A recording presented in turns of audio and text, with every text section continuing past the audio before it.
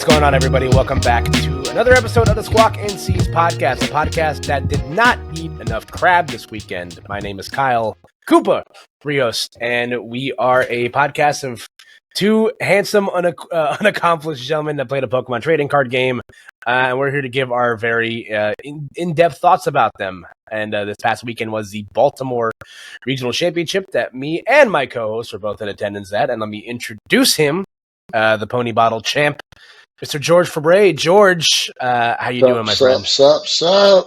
Dude, what a weekend, brother. Wow. So much to talk about. I can't believe how wrong we were about everything, and I'm sure we're going to talk about that. I did eat a good amount of crab, though. I had a soft shell crab on Sunday before I left. I made it a point, so I got my crab quota in. So I should have had more. I had a lot of oysters, though, which I was kind of jazzed for. I don't get to eat a lot of oyster when I'm at home. The oysters on Friday night dinner were fantastic. They were very good. Those were very, very good. That place, I mean, listen, I don't want to brag, but I could pick a restaurant, man. I know what I'm doing. If there's a job for that. Yeah, if you guys are ever looking for food recommendations, George is your guy.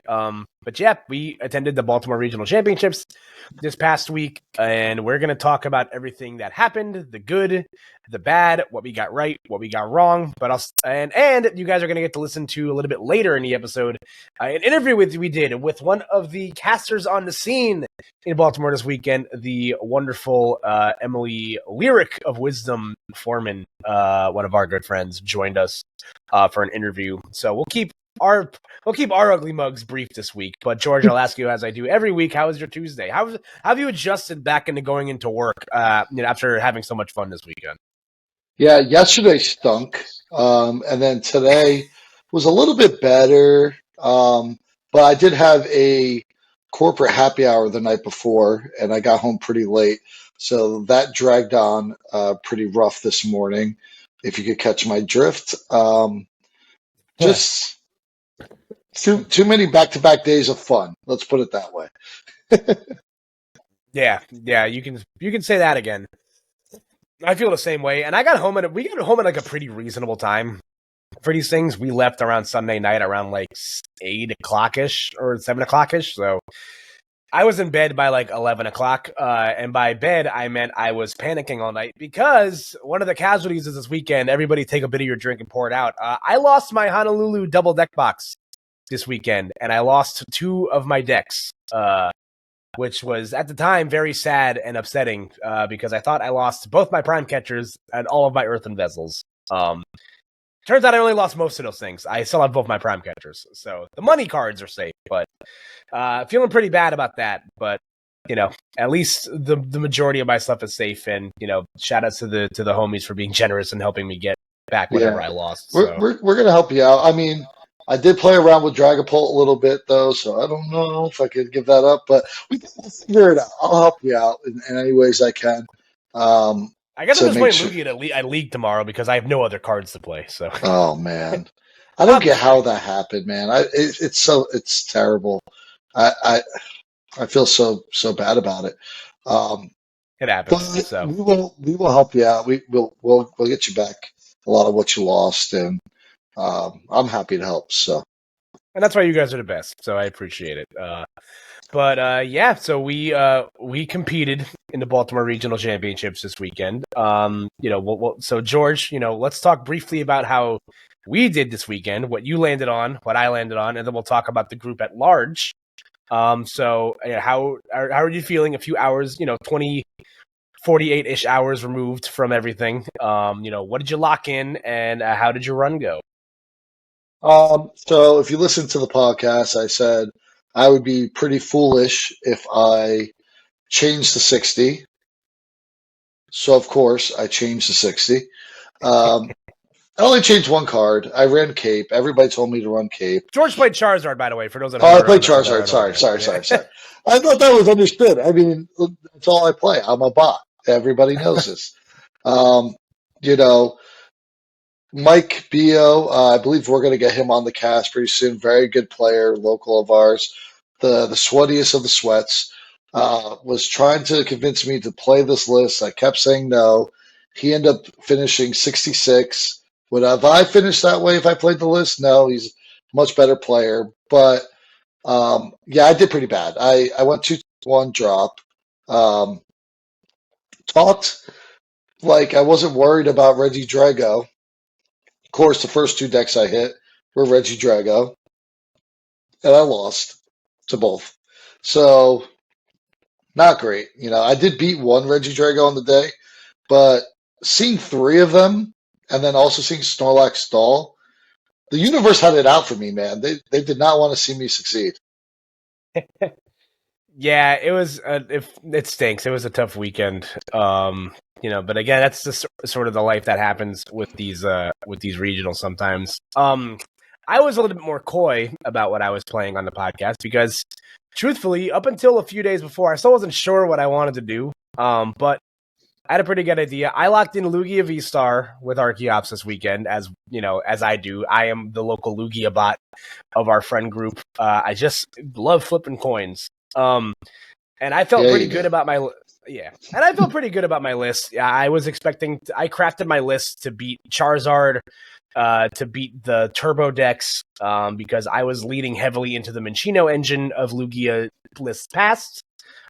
Which in retrospect, it did pay off for a little bit for me. I ended up finishing 3-3-1 before I dropped, but I did start the day 3-1-1. Yeah, which I was pretty stoked about. I felt nice about how I started. I started 2-0 for the first time at a regional. I've never done that before, so that's a positive I'm taking away from that. But I hit 3 Raging Bolts in a row, and I tied one, lost to beat one, and then I lost to one, and then I hit some weird stuff. I had some really bad matchups kind of in the middle of my day. I hit one of 43 Iron Thorns Iron Thorns in the room, which stunk because I also changed my list tonight before to take out the Flutter Mane. Because I was basically just kind of taking the L to that matchup. I don't think I win that matchup even with the Flutter Mane, so I was just kind of cutting that for a consistency card. But I felt okay about how my list ended up running. Lugia turned out to be the good call for the weekend because of how well it did. Kieran Farah got second place. There's 3 Lugias in the top 8, a bunch in the top 16. And I think it boded well for Lugia because Stall converted so well in the day too. So I think that's why the rise in Lugia was good. In retrospect, maybe I probably should have leaned a little bit more into the Weird Ear of it all. But I didn't want to change my list too much the night before. But I felt good about it. I lost a couple of heartbreakers, unfortunately. But these are things that happen, and I will look back on this experience positively, for whatever my next regional is. So you should be very proud of what happened, considering that was the first regional you played in since Charlotte last. Well, that was still this. Almost a full year last ago. year. Yeah, it was almost a whole year. It was this year. It was back in January, so it was a while. January, yeah, almost, yeah. So almost last year. Yeah, you should be very proud. I was very proud of you. We were all rooting you on, man. I think you did pretty much the best out of everybody, though, right? Close to it, yeah. But thank you, I appreciate it. And I obviously shouted you out on Twitter. Everybody, if anyone needs restaurant recommendations and life coaches, George is the best at that.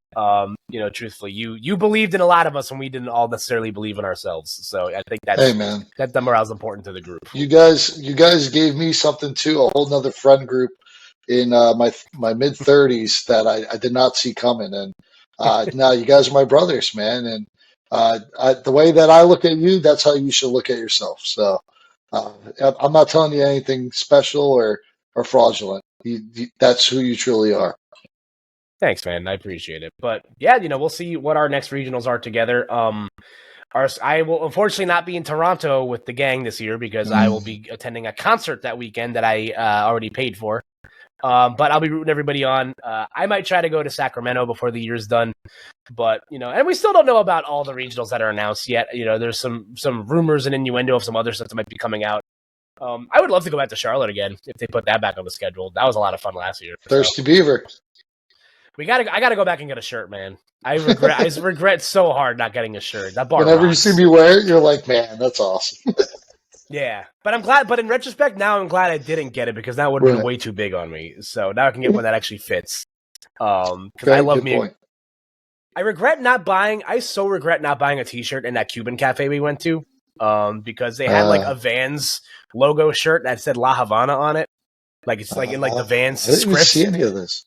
And I was like, "Ooh, man, that looks so good! I should have bought it." But I love a good novelty tee. But I digress. Yeah. So before we dive into the actual tournament of things, George, what was your favorite meal that we had this weekend?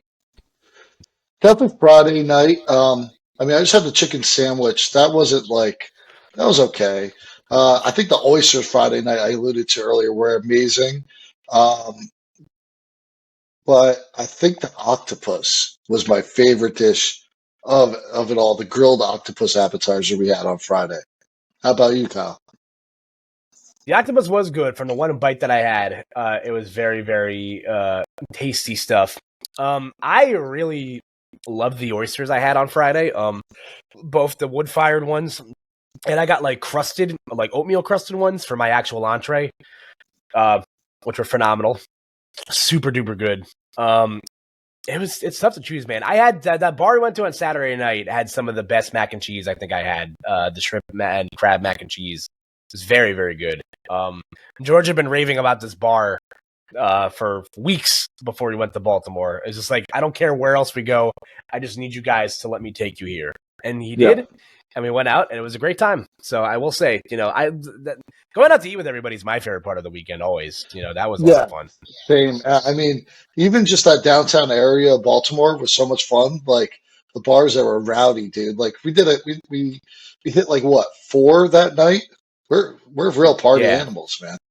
Yeah, we were out and about, and my 30-year-old self was very tired, and I'm still very tired from it. So yeah. But let's talk about the actual tournament a little bit here. So we both made big predictions on what was going to win the tournament, and neither of us were correct. And I think a lot of people were wrong. It was Henry Chow coming out on top with Gardevoir EX defeating Canadian legend, one of the best players in Canada, and former Lugia bot returning to his roots, Kieran Farah, with Lugia V-Star in the finals. So, George, I don't know if you've gotten a chance to watch finals back yet. I got to watch it live. It was very, very intense. A little one-sided, truthfully. Henry kind of ran Kieran off the table. But I don't know if you watched it yet. What are you thinking? What are your thoughts? I watched it. Secret Box and Gardevoir. Did not see that one coming. But when you're playing 3 Bravery Charm, kind of makes sense, right? I've never really seen that kind of build either. And I believe he's calling it Turbo Guardy, which is a little different than what Gardevoir truthfully is trying to do. It's a little more methodical deck, but he was just going for it, man. And I think he did play Rare Candy in the list, right? And he played 2. I think for NIC, that's what we kept saying. Like, Gardevoir without Candy is very strange, right?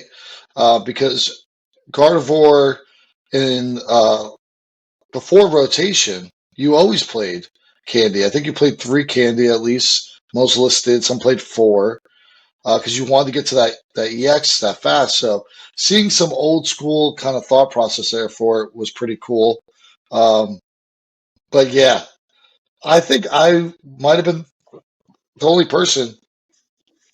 Said a few times during the weekend, I said it on the podcast, I wouldn't be surprised if you see Guardy in Top Cut because it always finds its way there. It's just a good deck. It just, no matter what, people don't see it coming. And if you're a good Guardy player, you're going to do well. Yeah. I think we all most pundits were kind of downplaying Gardevoir a bit, mostly because of how hard the turbo decks kind of rocked the Worlds format. I think everybody was really looking to those decks of like, if you're not attacking your opponent turn 2, bad things are going to happen to you. And I think Gardevoir, if it gets to set up, it does have the merit and enough punch and enough, firepower to be able to swing its way out of most matchups. And I think the problem everyone was having with Gardevoir, it's like, well, it's too slow. There's Reggie Drago in the format. Your small guys are going to get picked off if you don't play the Manaphy. But what I like about Henry's list is that he made some really key adjustments in here to help Gardevoir speed things up a bit. Gardevoir was a deck in the past that would play rare candies to help you get that Gardevoir EX up and running on that second turn and to really help you kind of, move your game into a little bit of a faster pace. Now, granted, the Driftoon technology wasn't yet around for that. We were playing things like Zacian V and the Brainwave Gardevoir, so you still have to evolve. You're still going through a lot of evolutionary steps.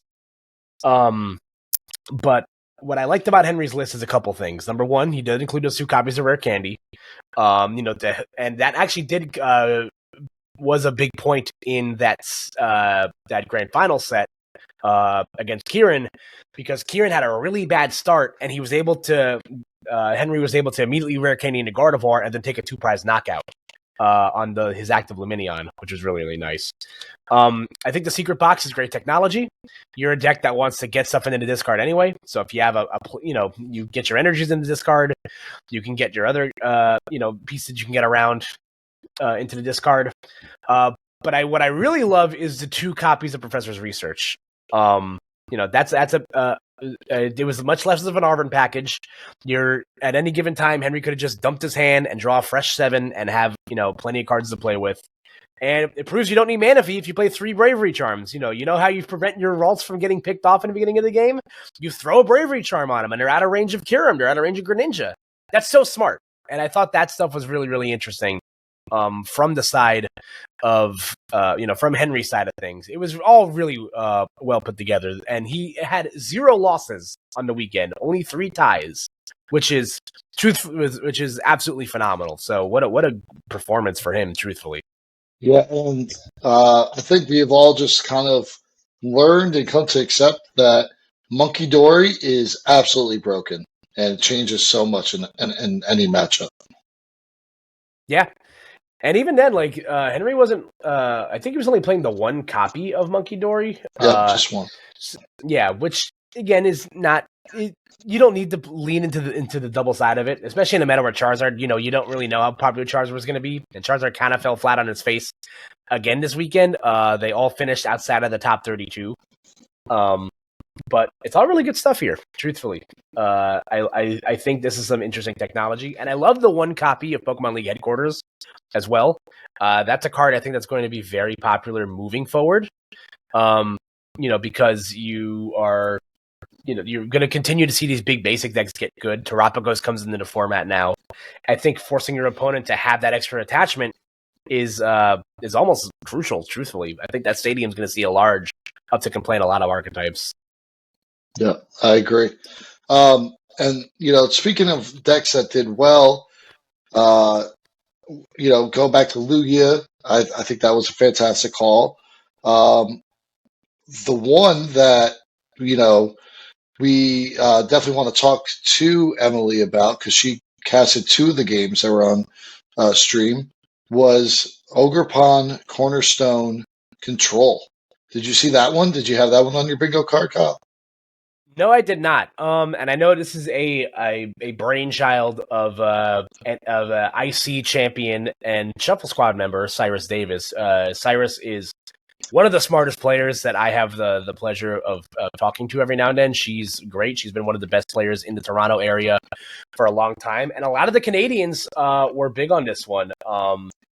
They I don't think Cyrus was at Baltimore herself, but she was one of the brain children behind this that helps spearhead this list. And it makes a lot of sense. There's a lot of decks with abilities, so that Cornerstone Stance makes it really, really hard to beat when you have 4 of them in your deck, and most decks are only playing 1 Canceling Cologne or 1 Flutter Mane. And the Noivern completely shuts you off from the big basic decks as well. So it's a very, very effective archetype. You have some really, really fun stuff in here. The EXP share to help keep your energy on board, the Rock Chest Plate to make you even tankier. I thought this. Did I have this list on my bingo card? Absolutely not. Was it very effective? Absolutely. And I think we're going to see this deck start to make its rounds, the next few weeks. I don't know how good it'll be when the Stellar stuff continues to get worked in, but really, really good, fun stuff, honestly. Well, and it goes back to if you listen to the last episode before Baltimore, I did talk about disruption and control S decks really moving into the format, and that deck right there shows you exactly what I kind of was alluding to. Um, one deck that did not do as well, and I humble brag again, going to say that I called this. If you listen to the last episode, Ancient Box did not do well, did it, Kyle? Yeah, Ancient Box kind of fell on its face a little bit. The highest placing one I see on Limitless right now is from Drew Kennett. But he also played it with two copies of Cornerstone Mask Ogrepon itself. So big weekend for Cornerstone Mask and ability blockage. These big negate attack Pokemon. But yeah, Drew also played 4 Great Tusk in his deck, so it's much less of an Ancient Box deck and more of like a Great Tusk Mill deck that can attack with Roaring Moon. Yeah, it's kind of like a Mill Stall deck more than an Ancient Box deck. Yeah, but you still have the 4 of Roaring Moons in there to help you do your damage. There's still plenty of Ancient cards in here to help you, do a lot. Snorlax Stall converted very well as also. Jeremy Gibson bubbled out of Asymmetrical Cut with Pidgeot control. Local to the new Tri-State area, Hassan Kanuku, if I think I'm pronouncing his name correctly, got 12th place with Snorlax Stall. But yeah, a big weekend for Cornerstone Mask Ogrepon, a big weekend for Lugia. Shout out to Grafton Roll with the Palkia Dusknoir deck, finishing at 9th place, just bubbling out of Cut. This deck was absolutely insane. It's been everywhere in the ladder, and somebody was going to be crazy enough to take this, take this deck, to this tournament this weekend, and it did really well here for Grafton, who also played a 101 line of Greninja EX in his deck as well, which is hysterical. Yeah. I mean, Duskull in general was pretty good this weekend. I think the Duskull Charizard decks, even though Charizard didn't do that well, were the favored way to play Charizard. Shout out to, again, Michael Bio, played a cool version of Charizard where, heavy Duskull line, and you're just really manipulating prize trades and putting damage where it shouldn't be. You know what I mean? And I thought that was pretty cool just to see all the different Duskull variations out there. We also had Harry Rachel did very well. Almost made in. I think he lost in his winning in. So, I think New Jersey represented pretty well, except for us two, Kyle. We did not represent. Yeah, no, we stunk. But hey, listen, shout out to Harry, who started very well this weekend as well. I forget what his day 1 record was, but he crushed it. Harry's a local of ours. So shout outs to him. And again, shout outs to Mike again as well. Unfortunately, just missing out on top 64.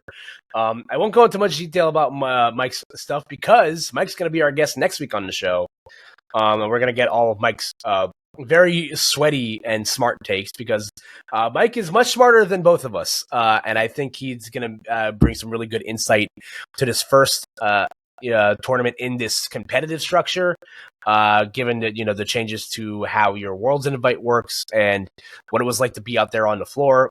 So we can save all that for that aspect of stuff, for that conversation. Is there anything else, any other interesting deck lists you want to talk about here, George? Anything else catch your eye? What's the funniest thing that happened to you while you were out in the floor this weekend? You want to talk about anything silly you saw happen? Man, am I forgetting something funny that happened? I feel like there was something. I did eat like one of your slices of pizza in one bite. That was pretty funny. That was pretty funny. And that will be on the Squawk vlog, which will be out sometime next week when this is up. Oh, right. The Squawk vlog. That's what happened out on the floor. How could I forget? Yeah, we were vlogging. We were vlogging this weekend. So yeah, we can look forward to that. I don't know how much footage I actually have. I'm gonna take a look at. I'm gonna scrub through that at some point, this weekend and get that up on the YouTube channel next week. But that was fun, and so thank you guys for participating. And if you are in my video, I appreciate it. And if you guys like it, I'll do more of them with the other originals I go to. So it always feels kind of weird, like shoving a camera in somebody's face. You know what I'm saying? Like, but I think people really enjoyed it. So it was great. And I got a lot of B-roll. So yeah. We do have a lot of B-roll, so if you guys like driving in the car, we're gonna peep that. Something funny that happened to me this weekend was during one of my searches in my deck off of like an aroma or something. At one point in my deck randomization, all 4 of my Archeops were right next to each other, like in the deck, which is really funny. Yeah. I looked at my deck and I had to like laugh out loud. My opponent's like, "Are you okay?" I'm just like, "Yeah, it's fine. I'll explain later." In which I probably didn't explain it later because I forgot because I have the brain of a goldfish. But yeah, this weekend was a lot of fun. It was fun, obviously, to hang out with everybody, and it was fun to get back out there in the competitive realm of things. Like I said, I've been sitting on the shelf for so long. I was really itching to get out there and compete again. And I think the training regime that we put ourselves under really worked out. I think we have a lot of good foundational pieces to look at, carrying us forward this weekend. And I can't wait to go back to the next one. It was a lot of fun. I agree. And again, you guys will hear it in our interview with Emily coming up in the second part of the show. But really cool to see, one of our own, up there on the big screen. It was cool getting to hear Emily's voice, through the loudspeakers this weekend. And I can't, we'll wax poetic about it in the second part of the show. But it was just cool, seeing one of our own up there in the big old stage. 100%. Yeah, I mean, shout out to Emily. I think she crushed it. That's going to be a tough thing to do. So, but like you said, we're going to go into depth on that. I guess the only other thing that we could kind of tease here is what do we think going into this week in locals, Stellar Crown being legal? What do you think about playing? Well, like I said, I lost a lot of my cards this weekend. So I have been wanting to test Dragapult. That's a deck that I think has some legs. I will be texting our league judge, Jason, to let me borrow a couple cards tomorrow when I go in. But Dragapult's something I've been testing. Whether it's with the Dustnor or not, I'm still trying to figure out how that's going to work. Because I don't really know. I haven't really gotten to look at the old new archetypes. Terapagos, I'm sure something is, if someone's been able to get all those cards, will be something that's popular. I think decks like Raging Bolt continue to be good. Palkia is going to be good again because of the Noctowl technology. Hisuian Zoroark V-Star might actually get its time in the sun now. I think sort of like how Reggie Drago needed some help in these later sets to kind of get itself propelled off the ground. I think Area Zero Underdepth might actually move Hisuian Zoroark from meme tier to a pretty decent competitive option, given the numbers it can hit now. So I think that deck's going to be worth exploring. I'm just excited to start building some new decks. I don't want to play Lugia ever again. I'm done. I can't do it anymore. I hear you. I mean, I've been telling you to stop for a while. You just keep going back. But I just love it. Did you see the Tricky Gym video that came out today? I knew you were going to bring this up to me. I did see the video that came out featuring Torterra EX, which I do have. And what did you tell me about Torterra EX over the weekend, Kyle? I said that deck stinks. Have your thoughts changed at all?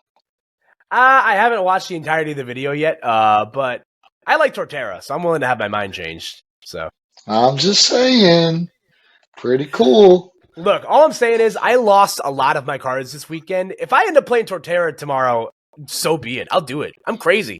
I'll do it. I have the cards. They're sitting right behind me in my desk over there. Don't tempt me. I'm crazy. Bro. Do you have the what's the V-Star that goes in that deck? What's the Shaman? Not Shaman, no. The one that you could get all the energy and all the Pokemon out of. Oh, I didn't watch the video yet. You know what? We'll do some live looky-looing right now. There we go.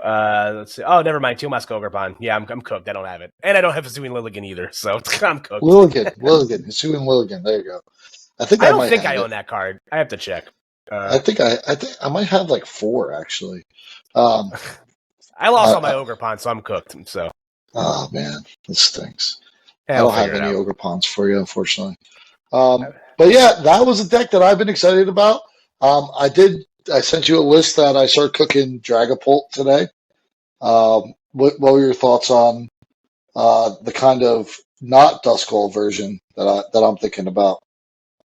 It's not bad. I think I don't know if I'm in love with the barrel still or not. I just think it's just a little too chunky, especially if you're not playing any switch outs. But it's a list I'm willing to explore because I think Sparkling Crystal really does change the game for a card like Dragapult. The problem with that deck is that it does not move fast enough to compete sometimes, and I think being able to power yourself up, if you are established, you can Arven for the rare candy to get the Dragapult and the Sparkling Crystal to lower your attack costs. I think that's all very promising. Will Dragapult hit hard enough to get the job done? Who knows? That's why I like it personally with the Dusknoir package, because you can manipulate that math a little bit easier. And then the games that I've tested on live, I've liked it so far. So I'm going with a couple of skeleton lists that I like. I'm gonna maybe do some working to see if I can change anything. But I'm excited to test some new stuff. I think I don't know how long we're gonna be playing in this format for. I think it's for like the next month or so until the next until Surging Sparks comes out in November. But I'm excited. So, but that's Take gonna a be lot it of for prizes this. with Briar. Yeah, that card's stupid. My God. Yeah. So we're gonna get into the next segment of the show shortly. So George, we'll do the plugs up top here. Where can the people find you? On X, Pony Bottle Champ. I've been tweeting a little bit more than usual lately. I don't know if you've been noticing. I'm You trying. have been. I'm trying. And then, of course, I'm still waiting for someone to add me on PTGL so I can have more friends. Please add me. How about you, Kyle? You guys can find me at Koopa NJ across platforms. I'm on Twitter, tweeting a lot. You guys can obviously check out the podcast here, Squawkcast. And I also host my other pop culture podcast, Cooped Up. Those episodes drop every Saturday on your favorite podcasting sites.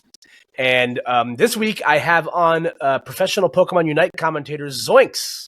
We talk about some of our favorite shows that we've been hanging out with. So you guys can look forward to that. And I stream sometimes too. I'm going to get back into streams eventually. I've just been busy, pushing the podcast stuff. And I have a job. So it's tough. Yeah, and I do play Kyle a lot on the stream. So if you want to watch us actually play mediocrely, you could go catch us on Twitch. Yeah. If you want to watch the wrenches slamming into each other, that is our brains. You can check that stuff out. But real quick, I also just wanted to mention before we head out here, Kyle, will we be on Spotify, Apple Music, and other platforms next week? This week. Next week, maybe. I have to talk to our friend about that, but we will. I'll make a point to make that to do that work tonight. So you guys will soon be able to see us. It's coming. It's coming soon. We're working on it. But until then, we appreciate your support as always, folks. And enjoy the rest of the episode and our sit down with Emily. We'll talk to you guys soon. All right, guys, we are here on the Squawk and Seas podcast with a very big moment for us. We have our very first guest on the podcast, and I couldn't have thought of a better first guest to bring on than one of mine and George's very good friends, who, if you were watching the Baltimore Regionals this weekend, was one of your featured commentators for the TCG. Ladies and gentlemen, please give a warm Squawk and Seas, dump your hand and draw 6 welcome to Miss Emily Foreman, aka Lyric, aka Emily, because that's your name, and I will be referring to you by your name for the remainder of this talk. Emily, hello, and thank you for joining us today. How are you doing? I've been trying to get on a Kyle Koopa Rios podcast now for like 2 years, so finally I've made it my merit of casting a regional to make it here. But good to see both you and George. This is, the group chat starting to come to life here as, of course, like we all talk mostly Pokemon practically every day. So I'm excited to kind of recap Baltimore and everything kind of about it. Yeah, I talk to both you and George more than I talk to members of my own family sometimes. So, wow. And I think that's how most group chats go. Yeah. I like you guys that much, but yeah, Emily, we're really excited to have you on, and for a number of reasons. You had a very different perspective this time around than we did for Baltimore. But again, up top, once again, we would just like to say happy congratulations, and how are you feeling now having one regional championship under your belt as a commentator? Yeah, it definitely feels weird. I'll tell you that much, especially because I've known for a long time, since Vancouver was kind of like when we, had the meeting and solidified everything. And then my mindset really kind of just was, all right, let's just make it to September. Like, let's just make it to September. Let's just get there. And then, we'll figure it out from here. And then availability, went out for, availability went out, and I really kind of like put in that email. I was like, hey, I really want Baltimore. It's just so close, you know what I mean? And then I got Baltimore and I saw myself on the roster, and then I had to hide it even longer, and I'm just kind of waiting, and before I knew it, the graphic goes up. There's just this monsoon of social media support that I didn't even know I had. And then, before I know it, I'm getting into my car, 5 days after driving to Ohio to go to Baltimore Regionals. It was so severely like mind blowing. And now I'm just like back in my house, like none of it ever happened. Yeah, it was crazy, like walking around the venue, seeing you all buttoned up, and I'm like, not that you don't dress like well to begin with, but like you're so professional. I was so happy for you. But my question that like I was dying to ask you the entire time, was it more like you felt like you were working, or was it just overall just fun because of it is what you love to do? So I think when it comes to commentary events in general, uh, it's never supposed to feel like work because we just enjoy straight up doing the commentary. I think for this one, this was definitely the most structured show I had ever been a part of, aside from like all of the games that I cast. I also really wanted to leave like a good first impression. I was definitely a little bit, and we'll talk about this. I was nervous the entire weekend. I'm stepping into a very established place. It's already a well-oiled machine. I think for me, I was going in very cautious, but it definitely did feel like work. But the moment that I got a little bit more comfortable, definitely felt a lot more fun. But I will say, like, the most fun part of it all was to kind of like go out into the aisles, walk up and down, because judges aren't going to stop you if you're a caster, which I've learned. So I finally had that like power of just kind of like standing and looking over matches. But for me, a lot of the fun parts were like seeing like everybody out there. Speaking of me getting like dressed up, I genuinely had 3 people across the weekend come up to me and be like, hey, I didn't see you at the tables at all. What did you lock in this weekend? And I'm like, are you serious? Like, they genuinely asked. And I was like, dude, I'm wearing the pin, like the suit, like the dress, like hello. And they're like, oh, that's why I haven't seen you. So some people really do just live under a rock. That's That hilarious. is I mean, very you funny. you did look great Thank though. you. And when I did finally see you, like on Sunday, and you said, "Hey, I didn't even see you all weekend." I did see you, and I tried to wave to you while I was at a table. It was pretty embarrassing because my opponent looked at me like, "What are you waving at?" Hi, that's Emily. Oh, that's Emily Lyric of Wisdom Foreman. We're actually really good friends. I could call her that, by the way. I know her. She's one of my locals. Yeah. It's like, yeah, right. that Sure you do, pal. Yeah, right. All right, buddy. Draw your card. Like, come on. Take your turn, man. Take your turn. That's so funny. Yeah, listen, and I knew the whole time, again, as somebody that's known you for a long time. For those of you that don't know the Lyric and Koopa lore, me and Emily have known each other for almost 10 plus years through multiple iterations of Super Smash Brothers. So we've got to spend a lot of time with each other over the course of the year, both as friends and professionals. And there was no doubt in my mind that I knew you were going to be fine jumping into this. But I think we can provide a very specific angle on things, and that's something I wanted to ask you for the people at home that might not be as inclined. How do you? Obviously, there's people that assumed you're still playing still until those people, at the 11th hour figured out what was going on. But competed in these regionals before. They're much different than any events that we've worked at or played in the past. So now that you've had the perspective of prepping for Pokemon commentary versus prepping for playing in the regional, how do you go about your craft as to how you studied and got ready for this? I knew Baltimore was going to be Shrouded Fable format, so it does help being actually in Worlds, just going as a spectator and able to walk around the tables there. I did a lot of looking and walking. I did a lot of watching too, so I did try and nail down the meta there. Granted, it was just kind of Reggie Drago was kind of like the way to go. And it was like, all right, well, I have plenty of reps on the deck. I could learn Iron Thorns if I want to in 10 minutes.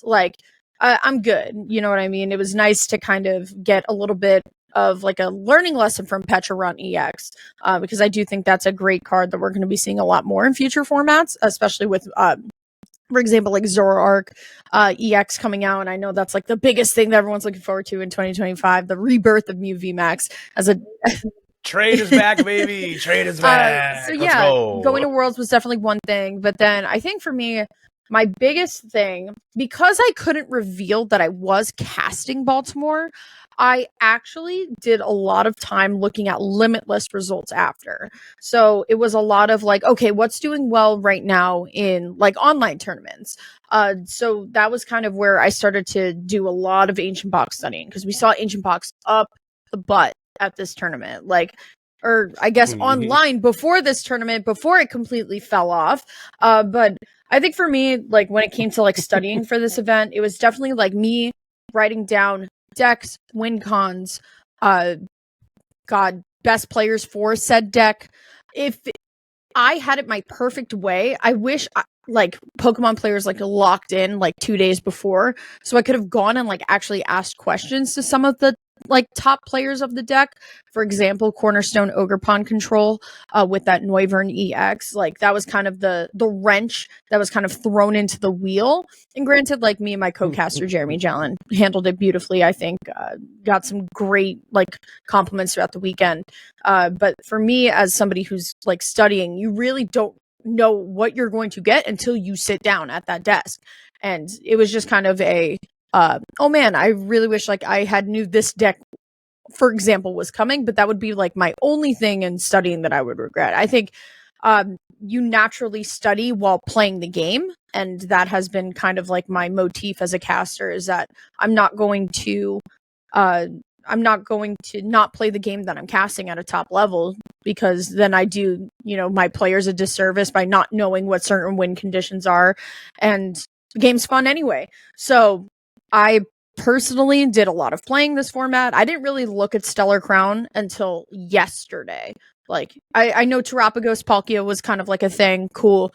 I'm now going down the meme deck lines of Hydrapple, Teal Mask Ogerpon, and potentially playing that for Louisville now.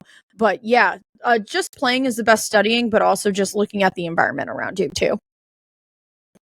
Yeah, I mean, you know the cards, right? So maybe just like everybody else that was watching the stream, that was playing in the tournament, no one could see Cornerstone Control being a deck going into there, but you know what it's trying to do, at least, right? And I think while you're casting it, it's even more of a real life kind of analysis, because that would be like if you were at a cup or a challenge and someone was playing it and you were talking to your friends, what are they trying to achieve here? And I think, that is a cool aspect to it. But you being a player, and if nobody has played against Emily before listening to this, not an easy out either. A hell of a player, kicked my butt a few times. Same, several times. But I went back, and obviously since we played in the tournament, you don't see the lounge, the opening segment. I thought that was really done well. Predicting and everything like that. Obviously, everybody saw the segment with you hyping up Cyndaquil, right? That was an awesome segment. So I guess the question is, Emily, what was your favorite segment of the weekend that you did? That's a tough question, because I think, like Kyle and I have alluded to, we've known each other for a long time, and something like anything that I did this weekend in the lounge is not me at all. Like I kind of scurry away. I'm a social person, but when it comes to the camera work itself, not really my deal, right? But it's my job. So I got to go in there, draw a picture with Skarzig. You know what I mean? That's like the rite of passage. I literally said, I was like, it's so sick hazing that you guys are giving me 2 control matches back to back, and then you're going to make me go into the lounge and draw a picture. Like, come on. But, cause those are all the things that like, I didn't feel like I was great out. Honestly, though, we were kind of like huddled backstage trying to do like the gimmick of the tournament, if you will. So like that community bracket. And then it was just like, hey, we'll do like trainer Pokemon. Sure. You know what I mean? The rule was, though, nobody could pick Gen 1 because it was just too easy at that point, right? Like the Gen 1 starters really do kind of run it.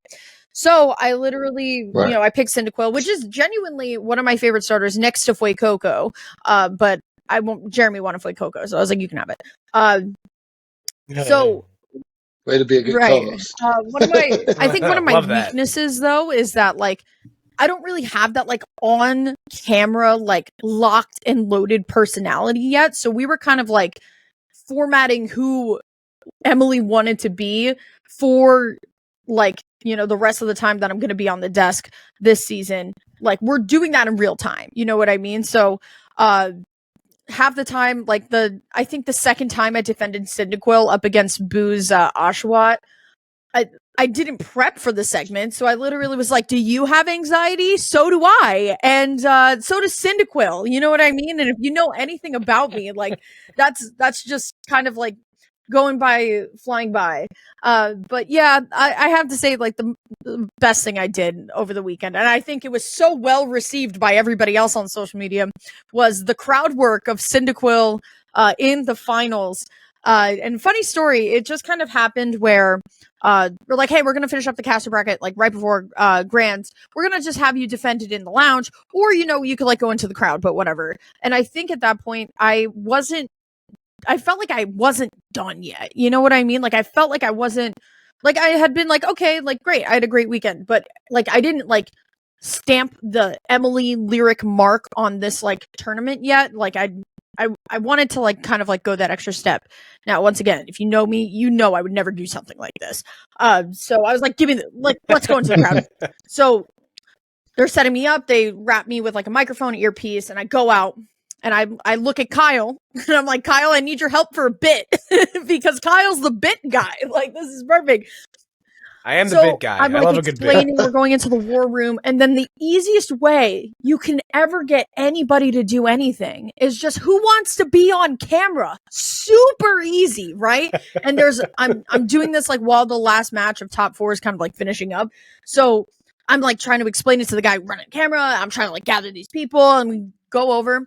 And I had this thing in my head that I was gonna say, like right on, and I was gonna be like, hello, my name is Emily Foreman, I'm the Cyndaquil's correspondent here on the floor.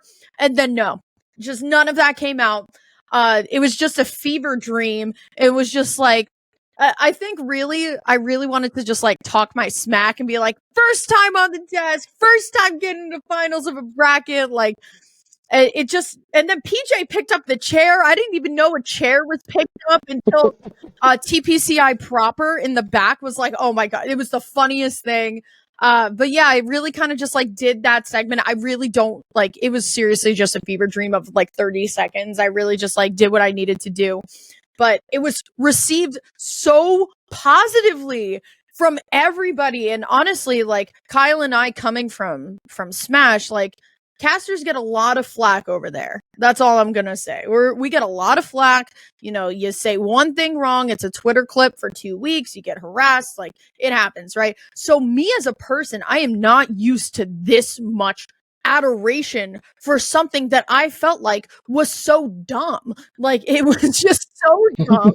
And everybody loved it. And we'll talk about like the social media like flow a little bit later, but like my socials have been freaking out for the past 3 days ever since Thursday. And yeah, that was just my favorite segment. And I thought of it myself. And as I've been telling quite literally everybody who's been asking about it, don't ask me to do it again. But if I cast Worlds in my first season, nothing's going to stop me from doing it again. That's all I'm saying. Yeah, when you look back and you saw PJ picking up the chair, when I saw him, like when I saw the video going on, I thought he was for sure slamming him on the ground. I was like, oh no, this is going in the wrong direction. Right. Yeah, big shout out to the TSS chair. Hashtag That was TSS probably one of my chair. favorite. Yeah, that was one of my favorite moments of the weekend. Like I loved that like that's the end product of that, because when you came out of the curtain and we make eye contacts, and I think it's because we've known each other so well, you had a distressed look in your eye, and I was like, Emily needs help. I gotta go help her, and I literally just ran. I jumped out of my seat and I ran to go help you, and you're like, no, everything's fine. I just need your help with the bit. I was like, oh, thank God. Yeah, it's just the fact that it's how do I say this? It's Pokemon, right? It's Pokemon. It's the biggest casting event I've ever done, period. I'm joining a team. This is my first event, the first regional. You know what I mean? I had to leave like some sort of mark. Granted, I think the commentary, and like I'm sure I'll talk about it a little bit later, the commentary itself, I think, was okay. I thought it was good for my first one. It wasn't living up to my own expectations, which is like super high for myself as just someone who's been casting for a long time. But I've wanted to like leave an impression. And in that moment when they were like, you could like go out into the crowd, I was like, okay, like, let me show you guys who I am. And like, you know, all weekend they had been saying like, oh, the content's fine. Like what you're saying's fine. Like, where's the hype? Like, where's the hype? And it was like, okay, like fair. You know what I mean? Like you're the play-by-play girl. Where's the hype? And I was like, all right, I'm going to give you the hype now. And like I said, never again. But you know, if duty calls and they need someone to work a crowd, I'll just say my signature line, who wants to be on camera, and I'm sure that'll work. Yeah. And I think that transitions nicely into that next part we were wanted to talk about. You know, this is your first time commentating Pokemon on a stage this big. So you know, and I went back and listened to all of your matches. Thanks. I thought you did great. Obviously, you know. So talk about your experience, you know, from the commentary side of everything, you know, from obviously the production end of it, you know, how, and, you know, you obviously are everyone's critical of their own work. Like, I think it's just part of being in the industry. Like, I'm always critical of everything that I do as well. I think it's just who we are as people. So talk about it. How are you feeling, you know, 48-ish or so hours removed from everything, you know, your first full weekend? So I think it's important to note that, you know, I've made a transition to a completely different archetype of commentary. Smash Brothers and Pokemon TCG have absolutely zero in common in terms of any strategies that we use to keep the audience like pulled and engaged. Fighting games are over in a moment. And I think the biggest thing that's different, right, is that in a traditional Smash commentary block, you have anywhere between an hour and 2 hours. And then they squeeze as many matches as they can into that block. You are on for that one set. So a lot of the times in Smash, right, we're like, hey, okay, sometimes maybe we just need a set to warm up, right? But no, not here in Pokemon. Like, the moment you're out there, it's those. So the schedule had it where we were going kind of like 2-2 at a time. So it was like round 6. All right, we're on. Let's go. You know what I mean? Like, okay, let's go. So I was really nervous because it's just so different than anything that I've ever experienced before. You know what I mean? Like, I will give our flowers to like people like Devin, who Kyle and I have known for a long time, and all of the HO3K crew. That is probably the closest thing that we'll get to, you know, professional in Smash production. But this is a whole new world. Back there, it's scary. Like, for somebody like me who's coming in representing grassroots commentary. And it's funny because a lot of people have criticized my commentary in the past by saying, yeah, you don't really like fit in the FGC because you're too professional. And like, you know, you don't have that vibe, like that talk shit like vibe. Because you're just such a professional, you got to go somewhere professional. Okay, perfect. Oh, great. Speaking of perfect. Yeah, first cat on the podcast. Let's go. So, you know, I was kind of like going into Baltimore where I'm like, okay, professional cast. Cool. This is like where my commentary is going to thrive. And looking back, yes, I freaked. I did not sleep well the night before. I think I was just so anxious. I mean, like, you think about a journey, right? This commentary thing has always been a journey from like the first time we casted at Too Many Games in 2019 to the first time we did Wi-Fi to then, you go up a step to like your bigger events, right? And then it's like you do a PAX and it's like, okay, cool. Like, wow, arena mic. But now you're casting, Pokemon proper is there. I get to, I'm wearing a suit. Like, last weekend before Baltimore, I was casting in like my PJs, and now I'm casting in I had to go out and buy suits. Like, it's definitely a very intimidating environment, I think, for like the grassroots people coming up. But as I like sat there more, it definitely like all came down. I think, as I've been saying to a lot of people have just been kind of agreeing with my sentiment. I think the contents of what I said, correct. You know what I mean? The beauty of play-by-play is that we get to point out the obvious. You know what I mean? Okay, they're gonna put down a nest ball. You know what I mean? How do I fuck up nest ball? You know what I mean? That's a card that I know. But the nervous energy that I had, because I think I psyched myself out, because it was like, all right, I have a lot to prove this weekend. I want to be myself authentically, but I don't want to get in anybody's way. So like, I had these like, like weird contradicting like personalities kind of like switching in and out. And I think that was day one, was just a lot of nervous energy. Dare I say also, the matchups I had, not exactly the like good old Emily favorite. Lost Zone Dragapult EX, like a deck that I was like, ooh, yay, cool. But like, I hate Lost Zone. So it's like, okay, like I just like, sure, you know what I mean? But I never expected my two best matches to be Cornerstone Control. Like, but then again, Ian Robb put on an absolute masterclass on how the fuck you destroy the shit out of that deck, because oh my god, bro, landed that. But yeah, it was not up to my expectations of myself, period. But I think I surpassed a lot of people's first time regional broadcast expectations, and I can live with that. But like you said, our expectations for ourselves as casters are going to be extremely high no matter what. Like, I know going into my next one, I was saying this a little bit earlier. If I had one more day of broadcast, I would have been there. Like, I would have been there, like, period, point blank. Like, I felt like it would have been like exactly the personality I wanted to have. But next regional, whenever that is for me, like, I'll definitely feel a lot more comfortable. It's the same team that basically works it.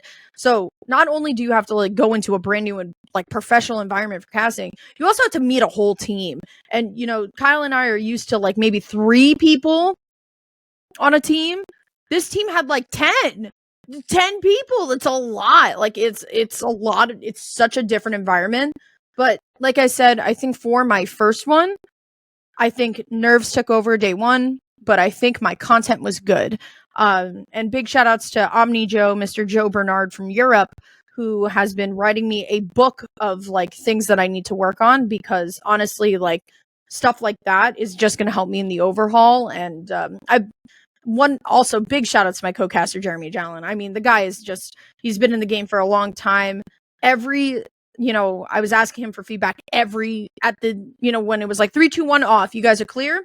I turned to him with like a thumbs up, thumbs down. He was like, yeah, good, but like, you know what I mean? He always had something for me. And I think when it comes to casting, when it comes to stuff like that, you make adjustments on the fly. If you don't ask for feedback, you're not doing anything for yourself, and you don't actually care about the craft if you're not asking for feedback. Yeah. I think we officially became a PG-13 podcast there, Kyle. Yeah. 5 episodes before our first F-bomb. Let's go. Listen, the fact that I wasn't the first one is just, that's you also got locked out of your house, so you're in rarefied air. So Emily did kind of talk about her matchups a little bit, and Emily, that was going to be my last question. You kind of talked about it there.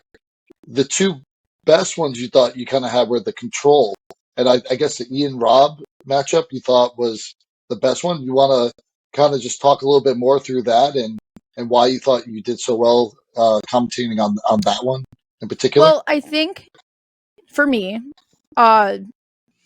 Ian is somebody that I know loosely. I wouldn't say he's like my bestie, you know what I mean? But like yeah, exactly. I've seen Ian Rob like, a hi and like, hey, how you doing? What are you running this weekend type of vibe. And we're also mutuals on Twitter, so we have some sort of like parasocial friendship there. So I felt like in the moment I'm casting my distant friend. But of course, Ian Rob, had some stuff at Worlds go on, and the chat wanted him, and they gave him.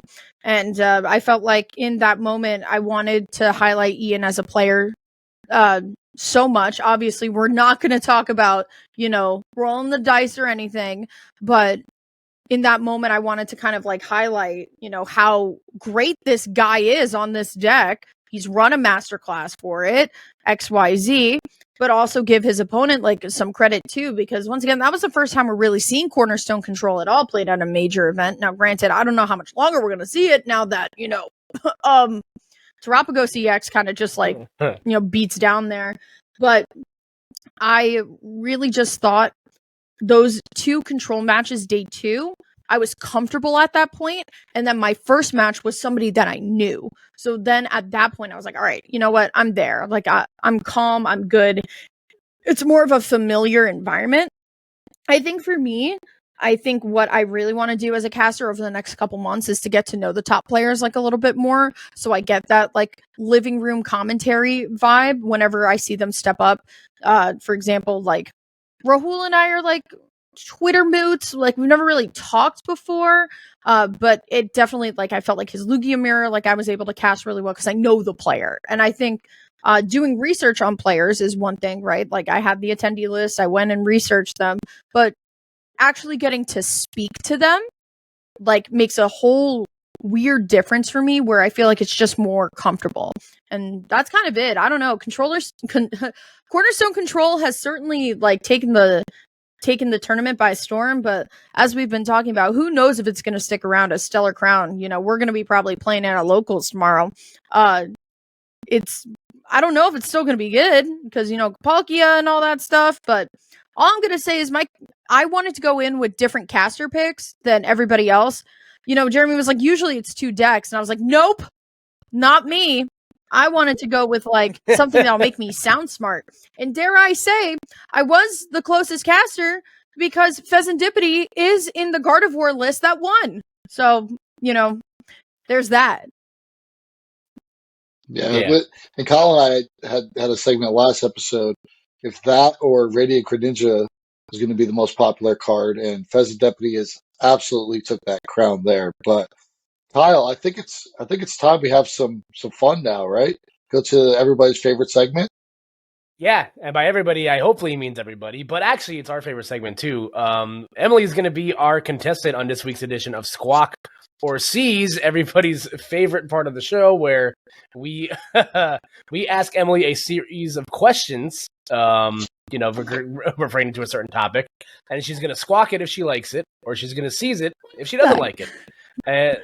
Yeah, so Emily, we picked out a great subject for you today. Obviously, you ran the gauntlet and lost in finals to Kyle Sablehouse's Mudkip this weekend. So we're picking some small fries for you to pick from. We're having to squawk or seize various baby Pokemon, which we're also I am taking an audible on one of these because the actual definition of what defines a baby Pokemon is a Pokemon that cannot breed, but the parent Pokemon can.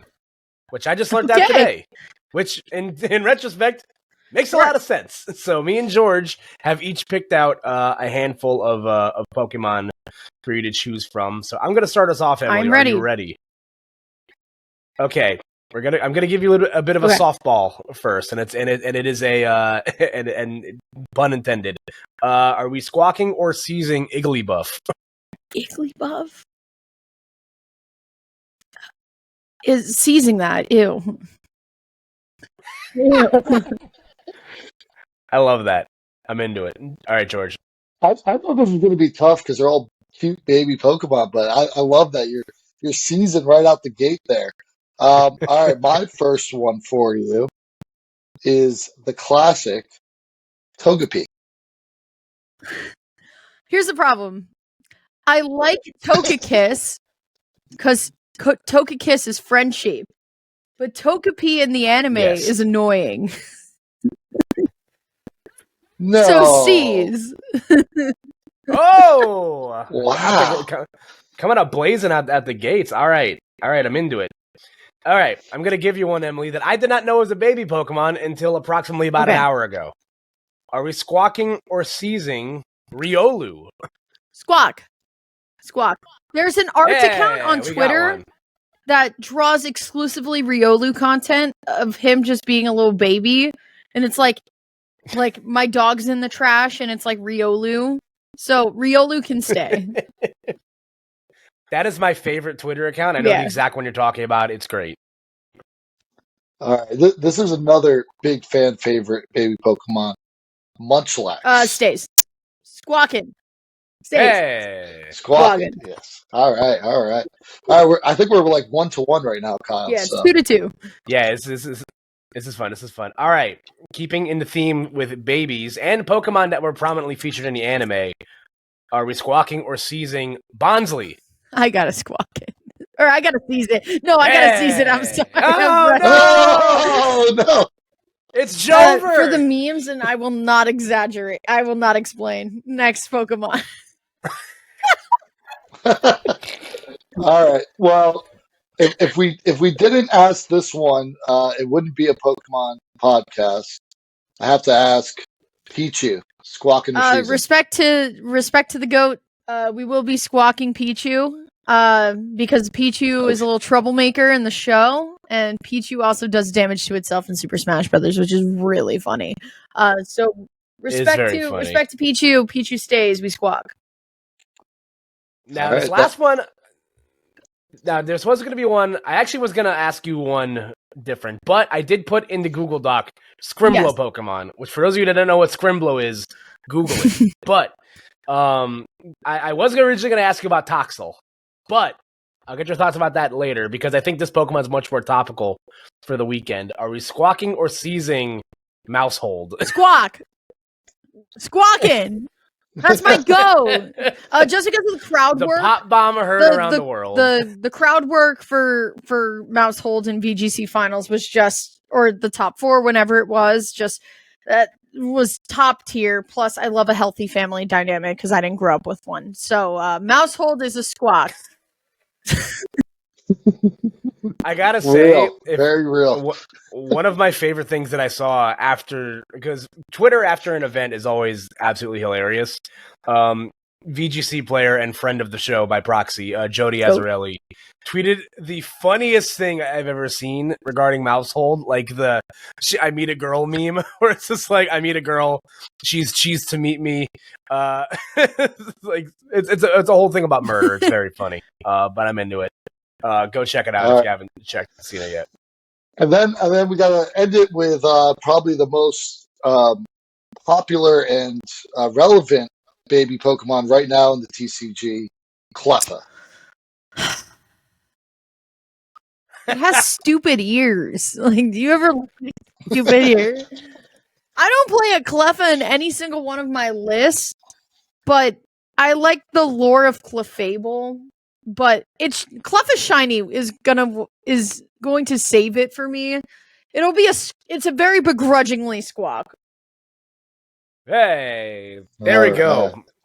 We did it. Yeah, listen, that was a great job, Emily. We threw you some tough ones, and we got some good content out of it. So thank you for participating in this Harvard University experiment known as Squawk and Seize. But we will get you out of here. And before we get you all the plugging, again, we've been giving you, we're your friends. We've been giving you your roses all weekend. And again, I'll just say on the record again, congratulations. We're all really happy for you. And as someone that's known you for a very long time, I'm incredibly proud of you. So amazing job, Emily. So let the people know at home where they can find you. Hi, my name is Emily now, or Lyric, either or. Skarsgård was going back and forth at all points in the show, so I'm like, oh, whatever sticks, right? He's also someone with a moniker, so I get like the confusion. Like, it's tough. You guys can find me on all platforms at Lyric of Wisdom. I'm gonna try and get back into the YouTube game because YouTube's cool. But big shout outs to both of you. You guys have both been key parts of my journey to make it there. And honestly, Kyle, if you were not there at Baltimore to like actually run up and check on me like multiple times, I actually think I would have had a very different weekend. But yeah, make sure you guys watch Squawk and Seas every week. And I will see you two at Locals tomorrow. Yeah, I did when I watched you on the lounge. I'm not afraid to admit it. I'm a man. I cried a little bit. It was really I'm gonna proud. cry right now. You big softy. you got Not staying crying. right. I am. All right. Well, Emily, thank you so much for coming on, and this won't be your last time. And like I said, we'll see you tomorrow.